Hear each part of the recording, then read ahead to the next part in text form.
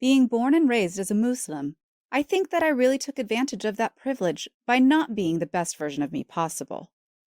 I did my prayers 5 times a day, fasted during the month of Ramadan, and went to Islamic classes to read Quran, but wearing hijab never crossed my mind.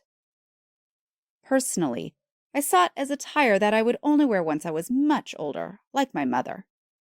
Hence, during my teenage years and into adulthood, it was short dresses, crop tops, windswept hair, but my scarf always stayed either in my bag or around my neck. This was so I could put it on before I left home and back on when I got home.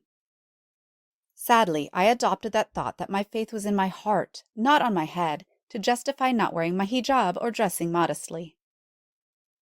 Up until my mid-20s, I felt that there was something missing in my life. Being very independent, I never quite had time for much. At one stage in my life, I was juggling 2 jobs and studying full-time whilst planning my wedding. This was just how my life went.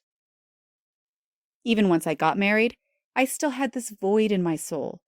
I was in great need for inner peace. Even though my physical life was great, work, home, studies, my spiritual life was lacking. And that was where the change needed to happen. Mind you, the decision was random.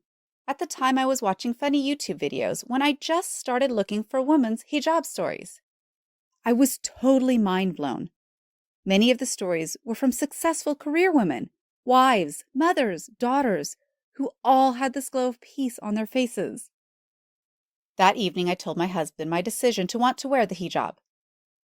He told me that he thought I was beautiful either way and was behind me all the way. This spurred me on, and that very next day I started wearing hijab. It has been the most inspiring and humbling experience of my life.